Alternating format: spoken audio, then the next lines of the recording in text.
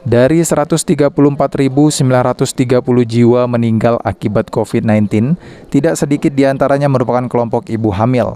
Di Indonesia, khususnya Provinsi Sumatera Selatan, kematian ibu hamil akibat virus corona cukup tinggi. Bahkan sepanjang 2021, angka kematiannya meningkat 10 kali lipat dibanding sebelum pandemi COVID-19.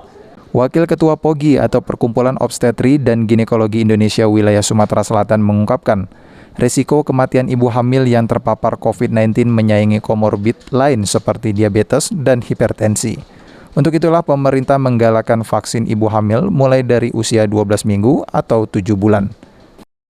Kematian ibu hamil sendiri merupakan komorbid yang saat ini cukup tinggi, menyaingi dari penyakit diabetes dan hipertensi.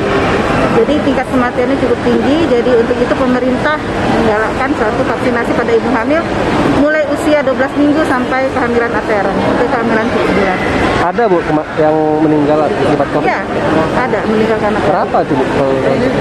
Kalau untuk presentasinya secara sumsel mungkin akan dijelaskan oleh Dr. Nusil ya, untuk yang lebih jelasnya.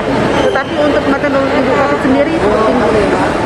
Selain menghadiri pelaksanaan vaksin massal bagi ibu hamil dan menyusui, POGI Sumsel memberikan sosialisasi terkait vaksin kepada 100 ibu hamil dan ibu menyusui di Kota Palembang.